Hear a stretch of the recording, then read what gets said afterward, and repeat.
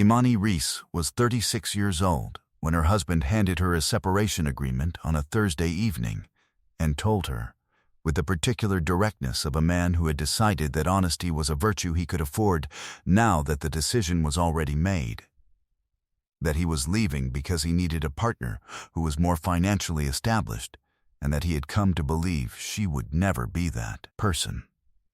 He said it plainly. He did not apologize for it. He said he respected her too much to pretend it was about something else.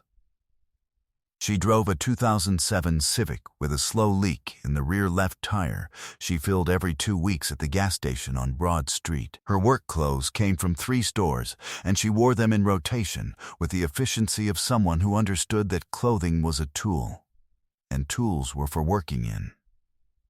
The apartment they had shared in Cincinnati for 5 years was his name on the lease, and she had understood since month 3 that this arrangement said something she had not yet been ready to name.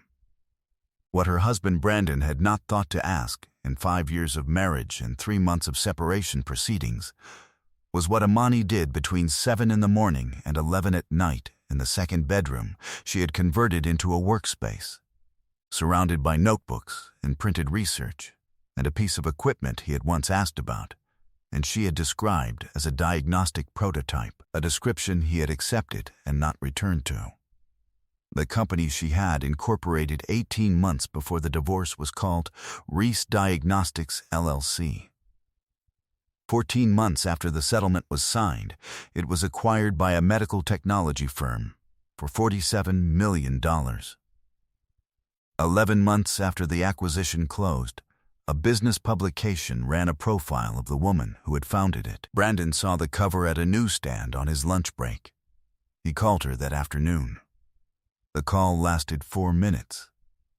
What she said in those 4 minutes was something he would spend a long time thinking about and would not be able to share with anyone accurately, because some words landed with a precision that did not survive retelling. Before we jump into the story, comment where in the world you are watching from, and subscribe, because tomorrow's story is one you need to hear.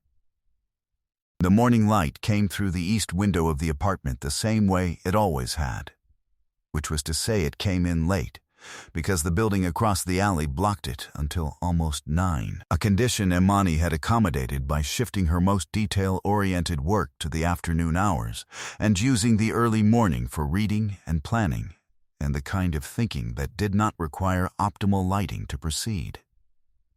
She had learned, over 3 years of working in that apartment, to treat every constraint as a design problem rather than a limitation.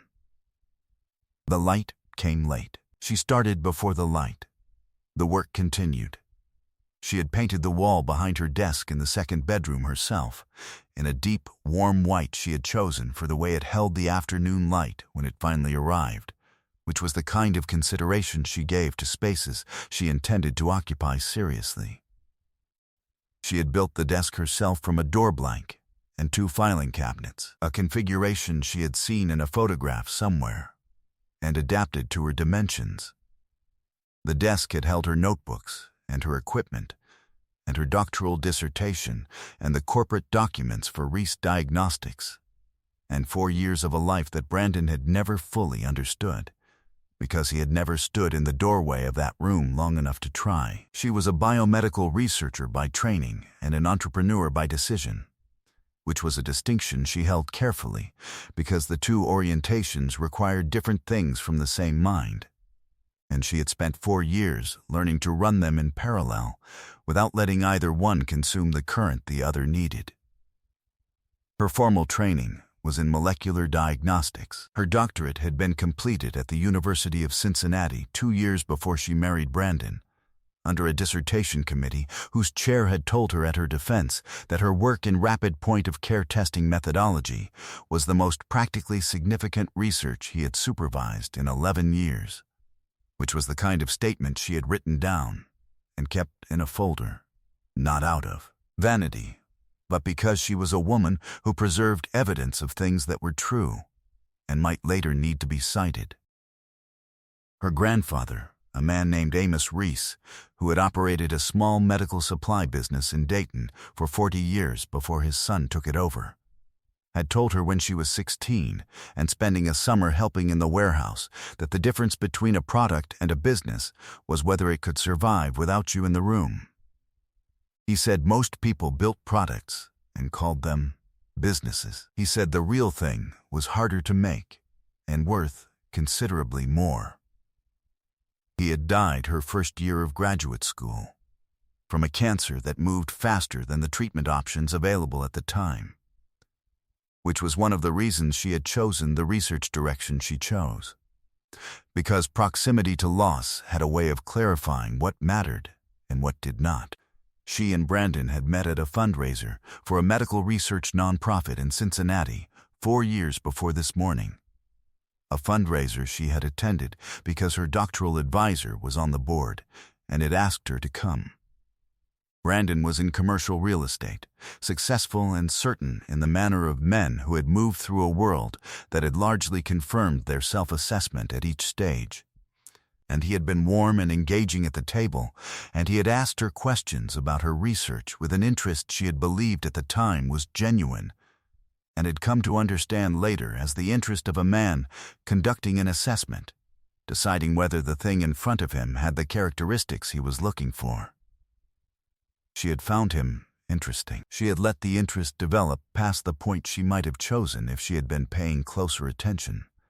But she had been in her 3rd year of building the diagnostic platform, and her attention was distributed with the precision of a woman who had only a fixed supply of it, and she had allocated most of it correctly. The marriage had been fine at the beginning and strained at the middle and clearly wrong at the end. The wrongness was not dramatic. Brandon had not been unkind.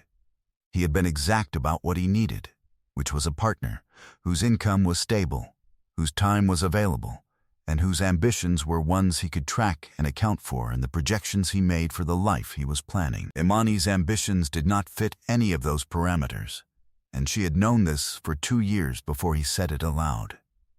She had known it the way you knew something you were not yet ready to do anything about. He had been patient for 2 years. He had been explicit about his frustration for 12 months. He had made his decision on a Thursday evening in May, and he had told her about it in the manner of a man who had prepared for the conversation long enough that the preparation had become the thing itself, and the words had lost their edge. He said she was brilliant. He said he had always believed that. He said he could not spend 5 more years waiting for brilliant to become bankable. He said he respected her too much to stay under false pretenses. She had looked at him for a long moment. She had thought of her grandfather's voice in the supply warehouse, talking about the difference between a product and a business.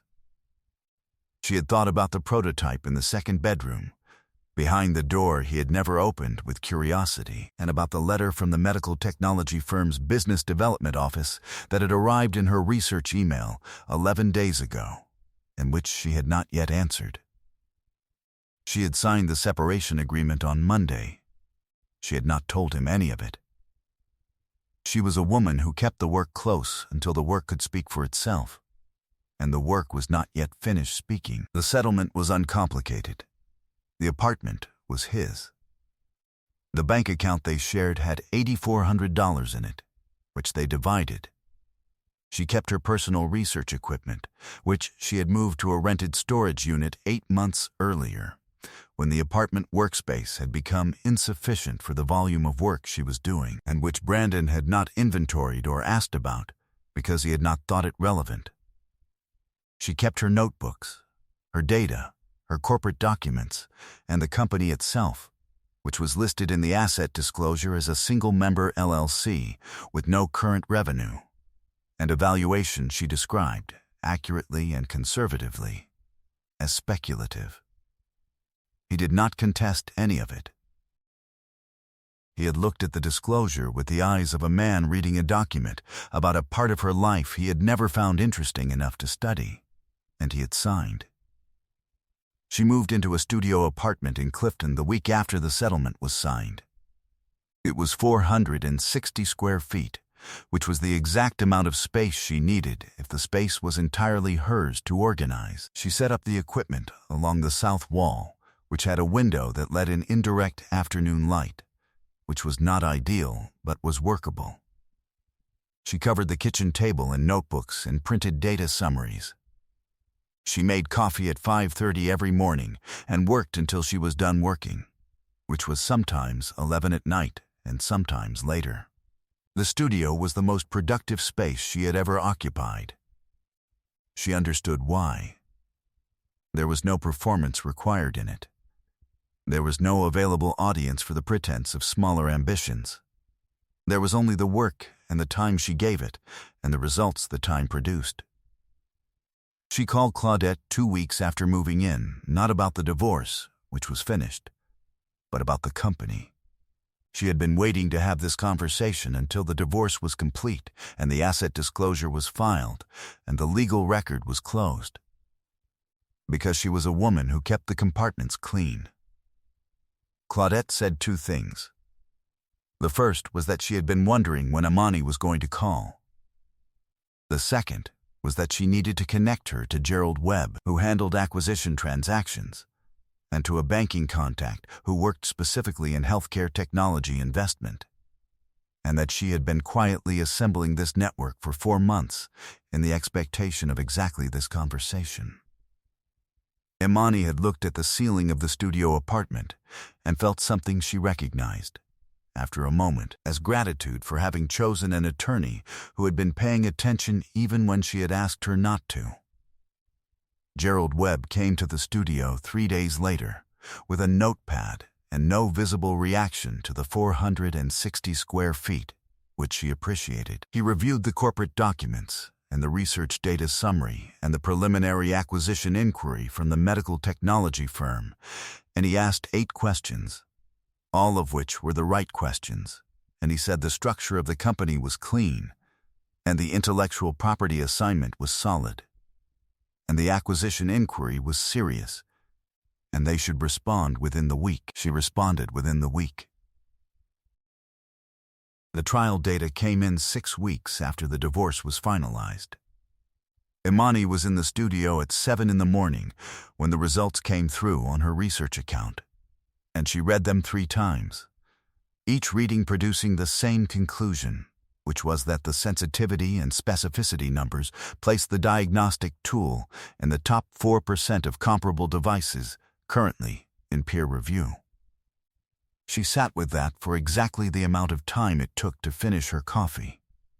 Then she forwarded the results to Gerald and to the firm's business development lead, and she opened the next item on her working document and continued. The acquisition team from the medical technology firm flew to Cincinnati in September. She met them in a conference room Claudette had reserved at her office building. Because the studio apartment was not the room for this meeting, and Imani understood the relationship between environment and perception, with the same clarity she understood everything she had studied carefully. She presented for 40 minutes. She answered questions for 90. The lead business development officer said he would be in touch within 2 weeks. He was in touch within 4 days. The acquisition closed in 14 months. The purchase price was $47 million. Imani held 100% of the company at the time of closing, a fact established in the corporate documents before the divorce proceedings began, and which had been accurately, if minimally, disclosed in the settlement paperwork. Because it was true at the time, and she was not a woman who stated things that were not true, and it was not her obligation to state things that had not yet become what they were going to become. Every business she had ever built started with someone underestimating what she was capable of. Brandon had done her the considerable favor of putting that underestimation in writing, on a legal document, with both their signatures. Her uncle Raymond, her grandfather's son, who had taken over the medical supply business in Dayton and grown it into 3 states, and who had never once suggested that Imani ought to be doing something more visible or more certain than what she was doing, came to Cincinnati the weekend after the trade coverage ran. He took her to dinner at a restaurant she had not been to since the last time she could comfortably afford it. which was before the studio apartment and before the settlement, and he ordered the kind of meal that said he was celebrating something and did not require her to name it. He looked at her across the table with the expression her grandfather had worn in the warehouse when she had understood something he had been waiting for her to understand. He said, "Your grandfather used to tell me that the businesses worth building were the ones that other people couldn't see until they were already finished." He said he thought she finally understood why Almost told that story so often. She said she had understood it for years. She said she had just needed the conditions that would let her prove it. Raymond nodded. He refilled her water glass without being asked, which was the kind of attention he had always paid her. And they stayed at the table until the restaurant was nearly empty, talking about the second company and about the research direction, and about what her grandfather would have asked and what she would have told him. She drove home with the particular satisfaction of a woman who had been seen accurately by someone worth being seen by, which was its own kind of currency, and one she had learned not to undervalue. The profile appeared in the business publication 11 months after the acquisition closed, timed to coincide with the launch of her second company, which had received its first institutional funding round the previous month. The editor had called it one of the most interesting founder stories they had run in several years. The photograph showed Imani at a lab bench in the new space she had leased in a research park outside Cincinnati, in her work clothes, with her hair natural and her expression doing the thing it did when she was looking at something that interested her, which was to narrow slightly and focus, the way a lens focused, gathering everything in. She had looked at the cover when the advance copy arrived, and she had placed it on the desk beside the folder in which she kept the separation agreement. Not to gloat, to document, because she was a woman who preserved evidence of things that were true and might later need to be cited. Brandon saw the cover at a newsstand on a lunch break in downtown Cincinnati on a Wednesday in March. She knew this because he told her, when he called at 2 in the afternoon, that he had been walking back from a client meeting and had seen her photograph in the stand and had stood there for a moment in the way people stood when they encountered information that required a significant revision of a prior understanding. He said he had thought of her immediately. He said he wanted her to know he had never doubted her potential. He said his decision 2 years ago had not been a reflection of his belief in her capability. It had been about timing and the reality of where she was at that moment in her career, and he hoped she could see the difference. He said he had always known she was exceptional. He said he was proud of her, genuinely. He said these things in the warm and organized way he said most things, assembling them into a structure that was meant to be generous and that was, at its foundation, an attempt to revise his own record. She let all of it arrive without interruption, because she was a woman who collected the complete data set before she drew her conclusions. When he finished, she waited 2 seconds. Then she said, "You told me you were leaving because I would never be financially established." She said those were your words. She said she had written them down that Thursday evening because she wrote down things she needed to remember without distortion, and she had needed to remember those words without distortion. She said, "I thought about them for a long time." She said she had thought about them through every month of the acquisition process, and on the morning the purchase agreement closed, and on the day the advance copy of the profile arrived at her office. She said, "And then I went back to work." She said goodbye. She set the phone on the desk of the laboratory annex she had designed and built for herself, in the house she had purchased with the proceeds of the company he had called speculative in the legal document both of them had signed. She was not angry. She had not been angry in some time. Anger required ongoing investment in a person who no longer had a claim on her resources, and she had repurposed every last unit of what she had once carried in that direction toward things that were producing returns. She picked up the abstract she had been reading before the call. She found the margin note where she had stopped. She wrote the next observation. She continued. 14 months later, Imani Reese lived in a house she had purchased in the Oakley neighborhood of Cincinnati. A house with a proper laboratory annex she had contracted herself, working from her own specifications, detailing the ventilation system and the bench height, and the natural light from the north-facing skylight she had insisted on in every conversation with the contractor, because north light was the most consistent light, and consistent was what she required of her working environment. The annex was where she did her most concentrated thinking, in the early morning hours before the building's other rhythms began, with coffee from the pot she made herself, and the particular quiet of a woman who had finally arranged the shape of her days to fit the shape of her work, which was what she had been trying to do for a long time, and had not been able to do, while she was also trying to fit herself into a shape that accommodated someone else's requirements. She had planted a small raised bed in the backyard the previous spring, her first attempt at anything approaching a garden, filled with herbs she used in cooking, and one deep red Japanese maple she had chosen because her grandfather had kept one outside his office window and had told her once that it was the only thing in the building's view that was entirely honest about what season it was. Reese Diagnostics had been fully integrated into the acquiring company's product portfolio. The diagnostic tool was in clinical deployment in 7 hospital systems across 3 states.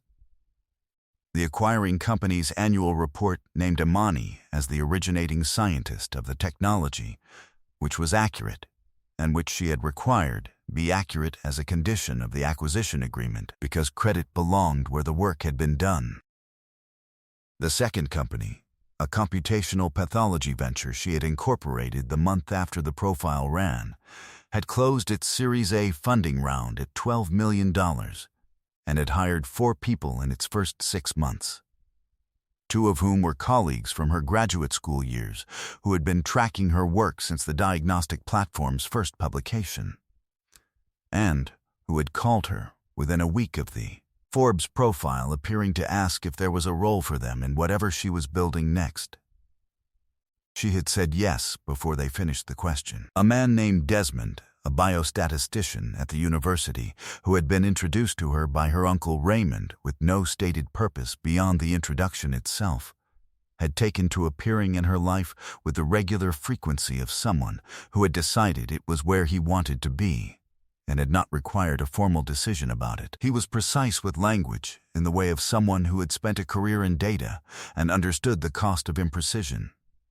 And he asked her questions about her work that assumed she was competent, which was the baseline she had stopped being willing to negotiate on, and had decided to treat as the minimum requirement for anyone who wanted sustained access to her time and attention. Brandon had remarried the previous spring, a fact she heard through a mutual acquaintance who mentioned it with the hesitation of someone uncertain how the recipient would receive it.